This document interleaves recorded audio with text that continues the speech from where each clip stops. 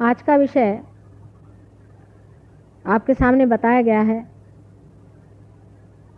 बड़ा ही मनोरंजक तथा आकर्षक है। कुंडलिनी और Isa Masih, Lord Jesus Christ, सर्वसाधारण सामान्य लोगों के लिए ये बहुत ही अभिनव बात है और इस तरह कभी भी कोई संबंध आज तक किसी ने उसका जोड़ा नहीं था।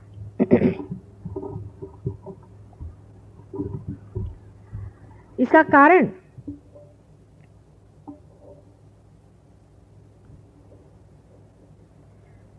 यह है कि धर्म के वृक्ष में जब जब फूल खिले हैं तो वो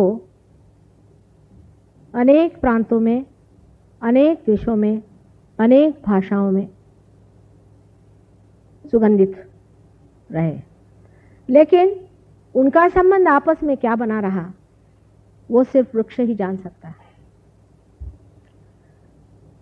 जहाँ जहाँ वो खिले हैं, जहाँ जहाँ उनकी सुगंध फैली है, वहाँ के लोगों ने उन्होंने कभी अपनाया नहीं।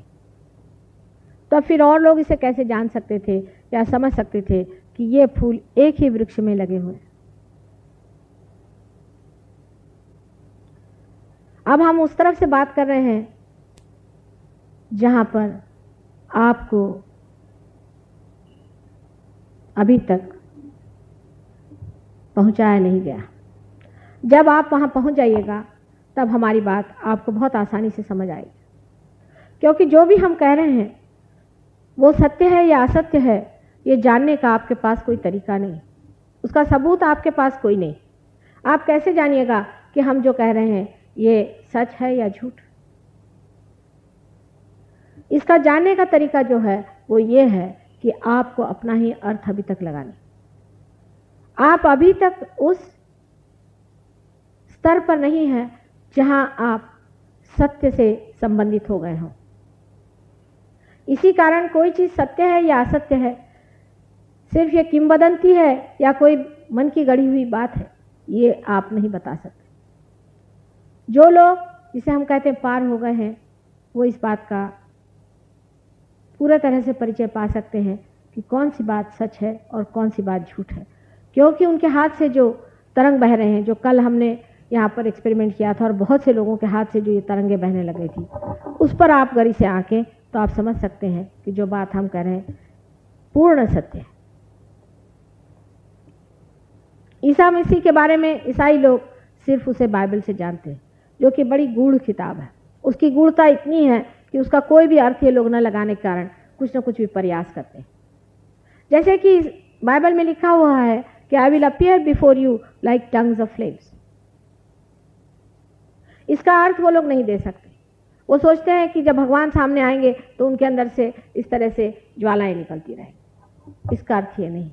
इसका अर्थ ये है कि हम सहस्त्रार में तुम्हें दिखाई देंगे। सहस्त्रार का वर्णन है, अनेक तरह से कुंडलिनी का वर्णन बाइबल में है,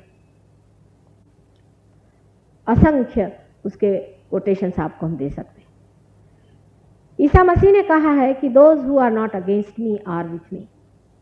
जो मेरे खिलाफत में नहीं है वो मेरे साथ है। ईसाइयों से जाकर अगर आप पूछे कि ये कौन लोग हैं तो उनको इनका पता नहीं। उन्होंने तो ये बना लिया है कि ईसा मसीह ने कहा था कि I am the path, I am the door. मैं रास्ता हूं और मैं दरवाजा हूं। लेकिन यह नहीं कहा था कि आई एम द डेस्टिनेशन, कि मैं मंजिल हूं। यह बात उन्होंने नहीं कही थी। अगर उन्होंने कहा था मैं रास्ता हूं और मैं दरवाजा हूं तो फिर मंजिल कोई और होती। इतने गूढ़ भाषाओं में बात करने के बाद भी उस जमाने के जो दुष्ट लोग थे, 4 साल के अंदर, सिर्फ 4 साल उनको जीने दिया। 4 साल के अंदर उन्हें क्रॉस पे चढ़ा दिया गया। और आज भी जो लोग उनको मानते हैं और कहते हैं कि हम उनके धर्म का पालन करते हैं, वो भी हर दिन उनके सारे जो तत्व हैं उनकी बलि चढ़ाते रहते हैं। जैसे मैंने आपसे कल कहा था कि हिंदू लोग भी उतने ही बेवकूफ़ हैं जितने मुसलमान, उतने ही ईसाई। ईसा मसीह के बारे में अगर आप देवी भागवत पढ़ सकें कभी, तो उसमें आपको इसका पता लगेगा कि श्री राधा जी ने अपने ही मनोबल से इनका निर्माण किया है, जिसका नाम उन्होंने महाविष्णु बनाया है। इसको 2 हिस्से में एक अंडाकृति उन्होंने बनाया था। इस अंडाकृति का जो बेस है वो श्री गणेश है। श्री गणेश ही मूलतः जीसस क्राइस्ट की शक्ति है। और जो दूसरा अंडाकृति का भाग है वो जिसे हम षडानंद कहते हैं, षण्मुखानंद कहते हैं, इसको कार्तिकेय कहा जाता है, वो हिस्सा। इस पूर्ण अंडे में जो प्राण है वही ईसा मसीह है। पूर्ण ब्रह्म तत्व ओंकार जो है वही ईसा मसीह है। कुंडलिनी का सारा ही अस्तित्व उनकी वजह से है कहना चाहिए, और वही कुंडलिनी के आधार पर बैठे रहते हैं।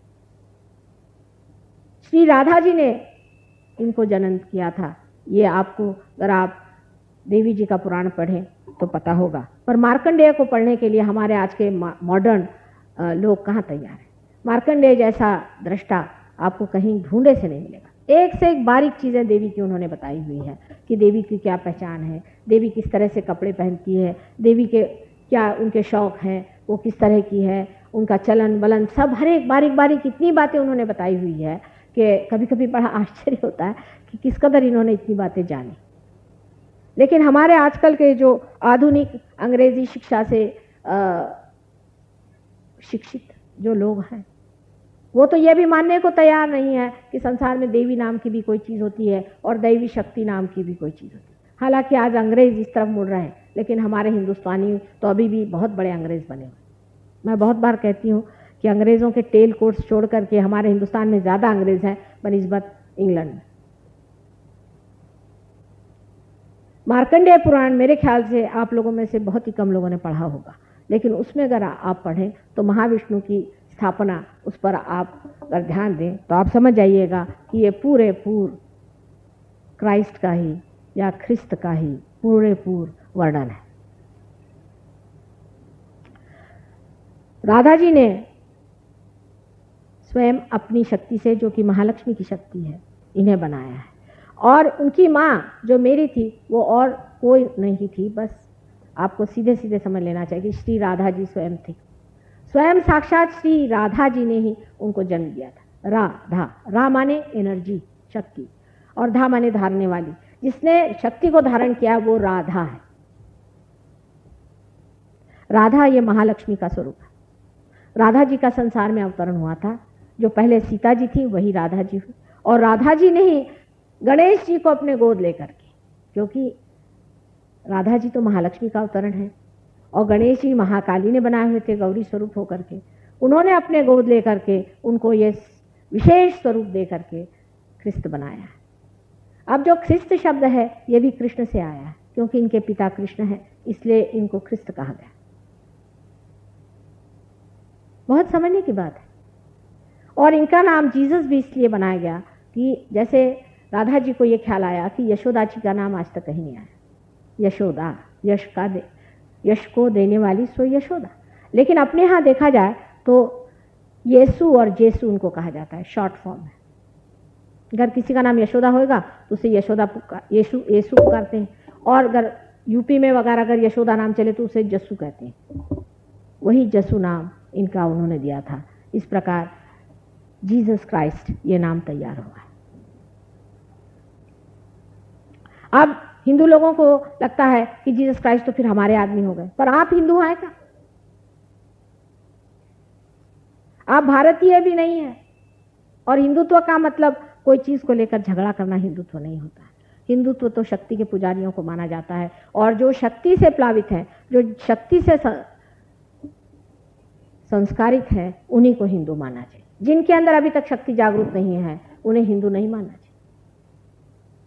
इस प्रकार आप समझ सकते हैं कि जीसस क्राइस्ट ये श्री राधा जी के बनाए हुए वैकुंठ के समय के एक बहुत बड़े अवतरण है। इनके बारे में ये वर्णन है कि राधा जी ने इनको बनाया, उसमें से फिर उनके 2 हिस्से किए गए। एक हिस्सा तो उन्होंने इसी तरह से छोड़ दिया जो श्री गणेश का हिस्सा था, और जो दूसरा हिस्सा था उसी को विशेष रूप दे करके उस अंडे को उन्होंने एक बालक का रूप दे दिया। फिर ये बालक बहुत सालों तक रोता रहा। उसको अपने पिता की याद आई। जब उसके पिता ने उसे देखा, मतलब श्री कृष्ण ने जब उन्हें देखा तो उन्होंने उसको अनेक वरदान दिए। उसमें से एक वरदान ये है कि तुम मेरे से ऊंचे बैठोगे। देखिए, विशुद्धि चक्र हमारा यहाँ है और आज्ञा चक्र हमारा यहाँ, किंतु ब्रेन में विशुद्धि चक्र यहाँ है। ब्रेन के अंदर विशुद्धि चक्र के जो सीट है वो यहाँ पर है, पर चक्रों की दृष्टि से श्री कृष्ण का चक्र ये है और उसके ऊपर यहाँ पर आज्ञा चक्र है जहाँ जीसस क्राइस्ट बसते हैं। दूसरी बात उन्होंने कही कि तुम सारे संसार का आधार रहो। तीसरी बात उन्होंने कही कि मैं जो कुछ भी अपनी पूजा में पाता हूँ उसका 16वां हिस्सा तुम्हारे पास पहले ही चला जाता है। इस प्रकार अनेक वरदान देने के बाद विराट ने, श्री कृष्ण ने उनको इस संसार में अवतरण लेने की अनुज्ञा दी। जब ईसा मसीह अपने पिता की बात करते हैं तब वे कृष्ण की बात करते हैं, विराट की बात करते हैं। उन्होंने हमेशा अपने पिता की बात की क्योंकि उनके पिता उनके साथ संसार में अवतरित नहीं हुए थे। उनकी माँ साक्षात महालक्ष्मी थी, आदिशक्ति थी। उसी को उन्होंने होली घोस्ट कहा हुआ है, लेकिन उस वक्त उन्होंने होली घोस्ट की बात इसलिए नहीं की, अपने माँ को होली घोस्ट या कोई देवी के रूप में उन्होंने दुनिया से नहीं जताया, क्योंकि अगर उस वक्त के दुष्ट राक्षसों को यह पता हो जाता कि यही होली घोस्ट है तो उसके पीछे पड़ जाते। अगर ऐसी हालत आ जाती तो जीसस क्राइस्ट खुद इतने बिगड़ जाते कि उनकी जितनी भी संहार शक्तियां हैं उन्हें लेकर के वो तहस नहस कर देते। जीसस क्राइस्ट के पास 11 रुद्र हैं, माने 11 संहार शक्तियां हैं। वो हमारे माथे पर 11 संहार शक्तियां हैं। ये 11 संहार शक्तियां जब कल की अवतरण होगा, जिसके बारे में मैं कल बताने वाली हूँ, तब पूरी तरह से इस संसार का जो भी कुछ संहार का कार्य है वो करें। इनकी जो 11 संहार शक्तियां हैं ये हमारे माथे में बैठी हुई हैं। उसमें से एक शक्ति हनुमान जी की है और एक शक्ति भैरवनाथ जी की है, जिसे बाइबल में गैब्रियल और माइकल कहा जाता है। आप अगर अंग्रेजी में भी कहें तो भी आप उस शक्ति को जागरूक कर सकते हैं मंत्र में, या चाहे आप उसे हिंदी में कहें या संस्कृत में कहें तो भी वो शक्तियाँ आपके अंदर जागरूक हो सकती हैं। यानी आपकी जो राइट साइड पिंगला नाड़ी है, इस पे हनुमान शक्ति चलती है। जब आपकी राइट साइड चलती नहीं और उसमें तकलीफ रहती है तब हनुमान का नाम लेना पड़ता है। उस वक्त अगर आप गैब्रियल का भी नाम लें तो भी वो शक्ति चालू हो जाती है। लेफ्ट साइड की जो शक्ति है उसमें सेंट माइकल या जिसे हम भैरवनाथ जी कहते हैं उनकी शक्ति चलती है। अगर लेफ्ट साइड आपको चालू करनी है तो आपको भैरवनाथ जी का सहारा लेना पड़ता है। अगर आप सेंट माइकल का भी नाम लें तो भी ये शक्ति आप चालू कर सकते हैं, या आप मंत्र से इसकी जांच कर सकते हैं, इसका पड़ताला ले सकते हैं कि जो हम बात कह रहे हैं वो सही है या नहीं। इस प्रकार आप जान सकते हैं कि जो लोग अपने को ईसाई समझते हैं या हिंदू समझते हैं या मुसलमान समझते हैं और आपस में बेकार की बात पर झगड़ा करते हैं वो महामूर्ख है, क्योंकि एक ही वृक्ष पर उगे हुए ये पेड़ सब आपस में रिश्तेदार हैं। ईसा मसीह ने कहा है कि those who are not against me are with me. ये सब उन डेटीज की बात कर रहे हैं कि जो हमारे अलग अलग चक्रों पे बसे हुए, ये सब रिश्तेदार हैं आपस में, बस हमारा ही रिश्ता उनसे नहीं जुटता है। इसलिए हम एक एक को पकड़ करके, जैसे कि पेड़ पर से आप फूल को हटा लीजिए, उसकी जीवंतता आप निकाल लीजिए और मृत पुष्पों को लेकर के आपस में लड़ते रहें, उसी प्रकार की ये एक दशा है। आपको आश्चर्य होगा कि सहयोग में कुंडलिनी का जागरण आज्ञा चक्र पे बहुत निर्भर रहता है। अधिकतर लोग आजकल के जो संसार में विवरण कर रहे हैं इन पे अहंकार की बड़ी छाप है, क्योंकि हम लोग ज़्यादातर अहंकार से प्रवृत्ति में फंसते हैं। अहंकार ही हमको कहीं पे घुसाता है और अहंकार से ही उसको पुष्टि देने वाले जो कुछ भी कार्य हम करते रहते हैं। इस अहंकार को अगर ठिकाने लगाना है तो हमें जीसस क्राइस्ट को याद करना पड़ता है। आपके जहाँ मैं सबको सिंदूर लगा रही हूँ, आपको आश्चर्य होगा कि जीसस क्राइस्ट का ही चक्र में घुमा रही हूँ, उसी को मैं जगा रही हूँ। आप जो ये टीका मेरे माथे पर रख रहे हैं ये उसी के खून का टीका है, इसका प्रतीक है। इसलिए ये जो लाल रंग है इसका बड़ा महत्व है। इस खून में वो प्रतीक है जिसमें दिखा गया कि परमेश्वर ने अपना इकलौता बेटा इस संसार को दिया और उसको आपने खून से लथपथ कर दिया। उसकी पहचान है जिससे आप पश्चाताप करें और अपने मूर्खता पर और अपनी दुष्टता पर खिन्न हो और उसके बारे में विचार करें कि हमने ये क्या किया। हम लोग सोचते हैं कि ये माता जी ने सिंदूर लगाया है या हमने सिंदूर लगाया है तो ये कोई तो भी हिंदुओं का चिन्ह है।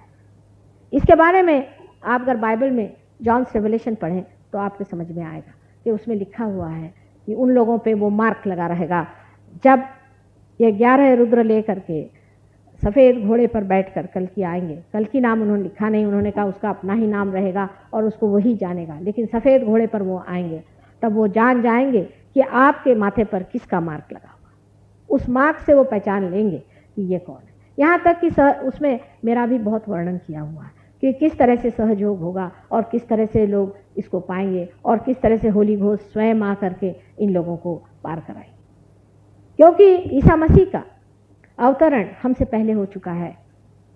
इसलिए सबसे ज़्यादा विशद रूप से उन्होंने इस मामले में कहा हुआ। जिस प्रकार मोहम्मद साहब ने कुंडलिनी की जागरण और दुष्ट शक्तियों से निवारण आदि पर बहुत ही विशद तरीके से समझाया है, उसकी क्रियाएं बताई हैं, उसी प्रकार ईसा मसीह ने बहुत ही सादगी तरीके से ये बताया हुआ है कि मनुष्य के आयुध क्या है। सबसे बड़ा आयुध मनुष्य का उनके हिसाब से क्षमा करना है। जो गणेश तत्व में परश के रूप में काम करता है वो मनुष्य तत्व में आकर के क्षमा के रूप में काम करता है। क्षमा वास्तविकता एक बहुत ही बड़ा आयुध है जिससे मनुष्य अपने अहंकार से बच जाता है। जैसे कि आपको किसी ने बड़ा दुख दिया या आपका अपमान किया, आपको तकलीफ दी, आपको हानि हुई हो, तो आपका अहंकार उसमें दुखित हो जाता है। उस वक्त आप अगर उसके प्रति कोई भी ऐसी भावना मन में रखें या इस तरह से आप सोचें कि इस आदमी ने हमारे साथ ये ज्यादती की और रात दिन उसी के बारे में आप सोचते रहें, तो इस तरह के बेकार के चिंतन से आपको बहुत तकलीफ होगी और पूरी समय वो आदमी कार्यान्वित रहेगा। हालांकि वो इस चीज़ को भूल गया हो और उसका कोई भी असर आप पर न रहा हो, लेकिन आप उस बात को याद कर करके बार बार अपने को दुखी करते रहेंगे और उसके ही हाथों में खेलते रहेंगे। और जब हम कहते हैं कि सबको क्षमा कर दीजिए, सबको क्षमा करना ही मनुष्य का परम साधन है, तब हम करते भी क्या? ये भी एक बड़ा भारी असत्य है कि हम क्षमा करते हैं तो क्या करते हैं, एक मिथ है। क्या करते हैं? किसी को आपने कहा हमने क्षमा कर दिया, क्या किया आपने? कुछ नहीं किया, आपने अपने ही को बचा लिया है दूसरे के तकलीफ से और दूसरे के चिंतन से। जब तक आप उस आदमी का दुखदायी चिंतन करते रहेंगे आप स्वयं दुखी रहेंगे। इसलिए क्षमा करना हमारा एक बड़ा ही सीधा सरल साधन है जिससे हम अपने को दूसरों के आतंकों से बचा लेते हैं। ये एक बड़ा भारी साधन ईसा मसीह ने दिया। ईसा मसीह के पास वो शक्तियां हैं, मैंने आपसे कहा कि जिसमें 11 रुद्र बसे हुए, लेकिन उन्होंने अपने को क्रॉस पे टांग लिया, क्रूस पे टांग लिया। किस लिए टांगा उन्होंने अपने को क्रॉस पर? जब उनके पास सब शक्तियां थी, वो सबको हनन कर सकते थे और सबको खत्म कर सकते, और साक्षात जहाँ उनके साथ आदिशक्ति उनकी माँ रोती हुई खड़ी थी, उससे बर्दाश्त नहीं हुआ, क्योंकि आखिर मनुष्य जन्म में थी, उसे बर्दाश्त नहीं हुआ कि सारी शक्तियाँ मेरे में निहित होते हुए भी मेरे बच्चे को इन लोग क्रॉस पे चढ़ा रहे और मुझे आज ये नाटक दिखाने के लिए यहाँ खड़ा होना है। वास्तविक बात यह है कि ऐसे लोग कोई ना दुख झेलते हैं ना कोई सुख में लपटते हैं। इनके लिए सारा खेल है और नाटक है, ये सिर्फ खेल खेलते हैं। और आकर के संसार में उन्होंने क्रॉस पे चढ़ के ये दिखाया कि कितने बड़े महामूर्ख लोग थे जिन्होंने उनको सूली पर चढ़ाया। इसीलिए वो गधे पे सवारी करते थे, और इसका मतलब यह है कि उनकी सवारी हमेशा गधे पे ही रही।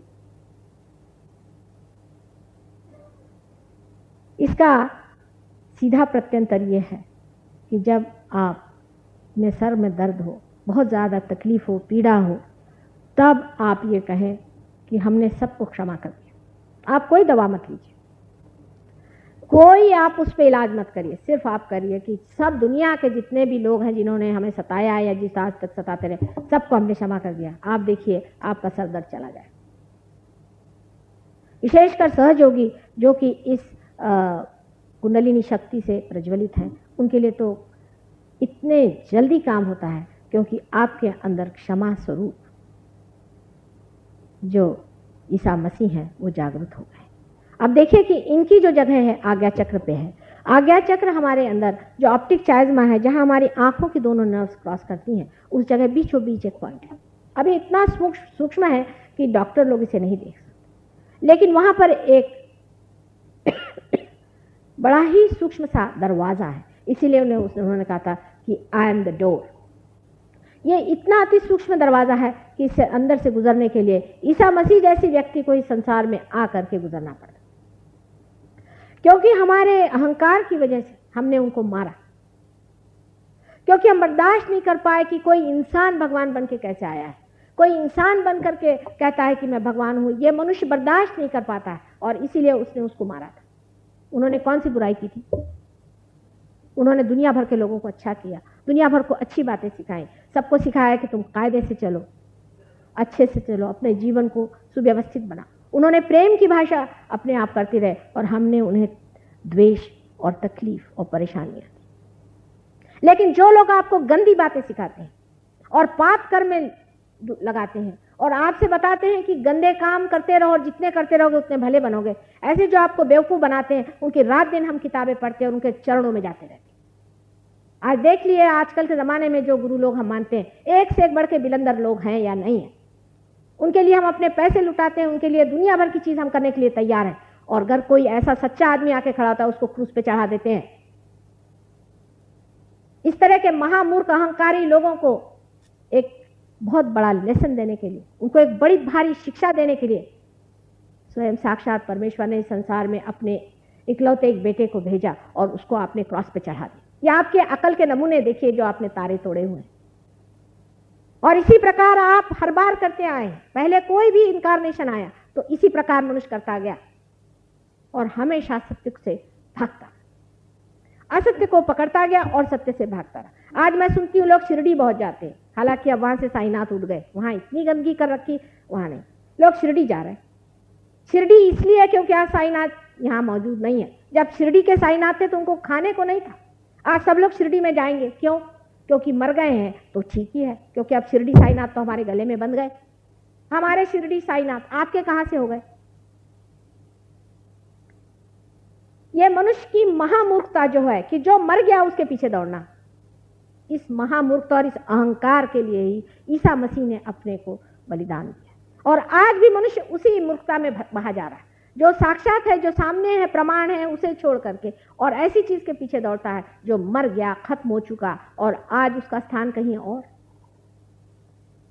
आपने देखा है कि बहुत से शिरडी के यहाँ पे भक्त आए थे, उनसे पूछा गया कि पूछो साक्षात माता जी आप शिरडीनाथ हैं, तो उनके अंदर वाइब्रेशंस आए। सही बात। जब भी कोई इनकारनेशन आया तब उससे अगर पूछा जाता तो आपको इसका उत्तर मिल जाता, लेकिन जब भी कोई आया तो आप पिछला जो मरा हुआ उसे लिए बैठे रहे और उसी के सहारे चले, क्योंकि आज वो जिंदा नहीं है, इसलिए अच्छा है हमारे हाथ में। जैसे ज्ञानेश्वर जी की मैंने आपको किस्सा सुना कि ज्ञानेश्वर जी का यहाँ बड़ा भारी मंदिर बनाया हुआ। हमने कहा कि हमें मनन करने दीजिए। उन्होंने कहा कि नहीं साहब, यहाँ आप दिंडी कर, यहाँ नाचिया। मैंने कहा वो करते थे क्या? ये जो सामने तुमने मूर्ति बना के रखी हुई है, ये क्या करते थे? तो कहने लगे कि इनकी बात, और ये तो कोई विशेष थे। और मैंने कहा तुम क्या दिंडी करने के लिए पैदा हुए? जिंदगी भर में मनन करने के लिए उन्होंने कहा है, परमात्मा को पाने के लिए कहा है। अविद्या का जो कारण है, मूल कारण है, आपके अंदर प्रकाश नहीं, इसके लिए कहा है, उसको करो। तुम ये क्यों करें? नहीं माता जी आपकी बात ठीक है, लेकिन ये तो यहाँ नहीं हो सकता। हमने कहा अगर वो आज यहाँ होते तो हम उनसे बात करते, हम तुमसे कहाँ पड़ गए तुम्हारे पास। उन्होंने हमें मनन नहीं करने दी, ना मेडिटेशन सिखाने दिया, ना कुछ करने का, नहीं यही करी। तो जो गत है उसे मनुष्य क्यों पकड़ता है? उसके अहंकार के, क्योंकि उससे अहंकार जो है वो द्विगुणित होता है। भाई हम फलाने के शिष्य हैं, फलाने। लेकिन जो साक्षात प्रमाण सामने खड़ा है उसको अगर आप नहीं लीजिएगा तो आपका पेट कैसे भरने वाला है? आपकी पूर्ति क्या होने वाली है? इसको तो आप सोचिए। कभी कभी अपना स्वार्थ भी सोचना चाहिए, माने अपने स्वकार्थ सोचना चाहिए। गंगा जी आज यहां से बह रही है, आप अभी वहीं गए हैं पानी लेने, जहां गंगा जी नहीं है वहां बैठे, भाई हम गंगा जी में बैठे हुए। इस तरह की बात आप कर रहे हैं। आज जो साक्षात आपके सामने प्रमाण है उससे आप स्वीकार्य करें। यही हालत ईसा मसीह के समय में हुई थी। उन्होंने कुंडलिनी जागरण के अनेक प्रयत्न किए, लेकिन वो इतने विफल रहे उन्होंने कुल 21 आदमियों को क्योर किया। हालांकि अब सहयोग में हजारों लोग क्योर हो रहे हैं, वो हजारों को कर सकते थे, लेकिन उनके जितने शिष्य थे वो भी महागधे थे, वो भी किसी काम के नहीं थे।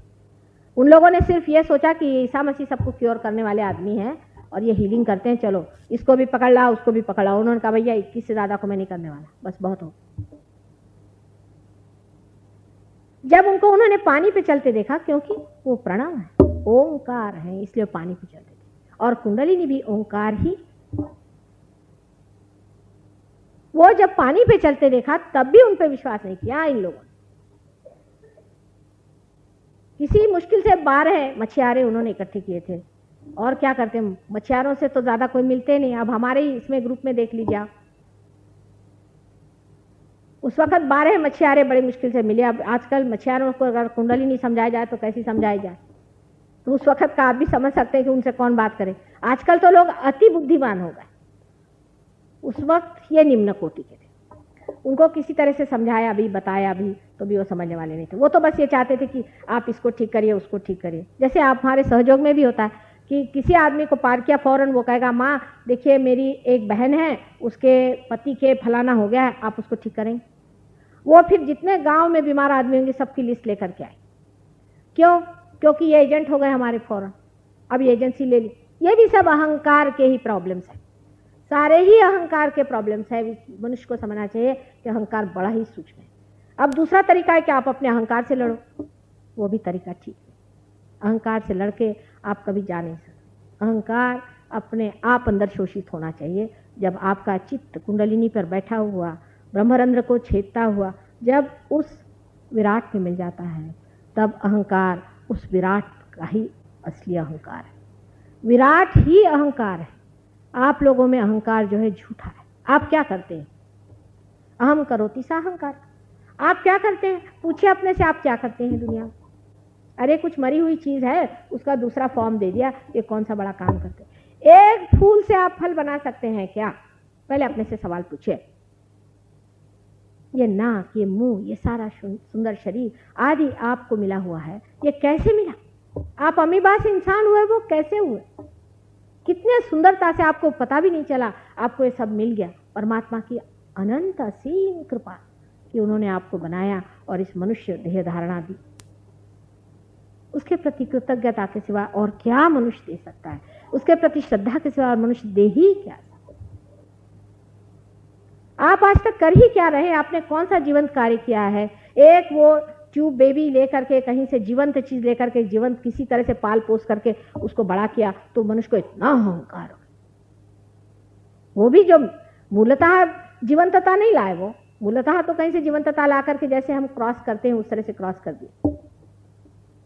कितना अहंकार मनुष्य को हो गया। चंद्रमा पे पहुंच गए तो कितना अहंकार उसे, जिसने अहंकार और सूर्य जैसे हजारों ग्रह गोल बना करके रख दिए, उसके आगे आपका अहंकार होती क्या चीज? आपका अहंकार है झूठा है, लेकिन उसका अहंकार सच्चा है। वो जो महत अहंकार है, अहम करोति माने है, वो ही करता है। ये मैं कभी कभी जो मजाक में बताती हूँ कि एरोप्लेन में जाने वाले कुछ लोग अपने सर पे सामान उठा लिए। लोगों ने पूछा कि आपने सर पे सामान क्यों उठा लिया? तो उन्होंने कहा कि हम ये जो एरोप्लेन है उसका कुछ बोझा हल्का कर रहे हैं। उसी प्रकार आपका अहंकार है। अहंकार आपका जो है झूठा है। आप कुछ भी नहीं करते हैं, आपने आज तक कुछ भी नहीं किया है। जो भी किया है वो सब विकृत। उसी को करने दीजिए जो करने वाला है और जो करता है। सिर्फ आप उसके अंदर के इंस्ट्रूमेंट हैं। जैसे ये आज इंस्ट्रूमेंट मेरे सामने खड़ा हुआ है, ये कुछ भी नहीं करता, ये आप जानते हैं। मैं ही बोल रही हूँ, मैं बोल रही हूँ, और ये सिर्फ बीच में साक्षी स्वरूप खड़ा हुआ, ये जो एनर्जी उसको खींचे चला जा रहा है। इसी प्रकार आप भी परमात्मा के एक इंस्ट्रूमेंट हैं। उसने आपको बनाया है, उसकी शक्ति आपके अंदर से बहने दीजिए और आपका जो अर्थ है वो लगा लीजिए। इसलिए इस अर्थ को लगाने के लिए आज्ञा चक्र पे, जो कि सबसे कठिन चक्र है, सबसे सूक्ष्म तत्व जो ओंकार का है, प्रणव का, वही साक्षात इस संसार में उतरा और वही साक्षात श्री जीसस क्राइस्ट। अब कुंडलिनी का इतना ऐसा ही संबंध है जैसे चंद्र का चंद्रिका के साथ या सूर्य का सूर्य किरणों के साथ। कुंडली ने अपनी शक्ति से, गौरी ने अपनी शक्ति से गणेश को क्रिएट किया था। अपने ही मनोबल से और अपनी ही तपस्या से, अपनी ही पुण्याई से उसने गणेश बनाए थे। जब गणेश इस स्थिति पे आ गए कि वो अवतरण ले सकें, तब ईसा मसीह का जन्म हुआ। अब वहां पर बड़ा बड़ा इंग्लैंड के लोग तर्क लगाते हैं कि इनका जन्म इस तरह से कैसे हो सकता है, जिसको कि वो लोग कहते हैं कि डिवाइन कंसेप्शन, ये कैसे हो सकता है। मैं कहती हूँ इन मनुष्यों को कितना समझ में आता है, कितनी बात समझ में आती है। क्या वो कभी सोचते भी हैं कि किसी बी में अंकुर कैसे फूटता है, आप श्वास कैसे लेते हैं, आपका चलन वलन कैसे होता है, आपके ब्रेन में एनर्जी कहाँ से आती है, आप किस तरह से संसार में आए हैं, ये सबका किसी का आपने निदान लगाया है पृथ्वी के अंदर में, भूगर्भ में। आप कहते हैं कि इसमें गुरुत्वाकर्षण शक्ति है, लेकिन वो कहाँ से आई, इस पर जरा विचार करें आप। जैसे कि छोटे बच्चे अपने को एकदम से शिवाजी समझने लग जाए, उसी प्रकार कुछ मुझे बचपना सा लगता है मनुष्य के इस विचार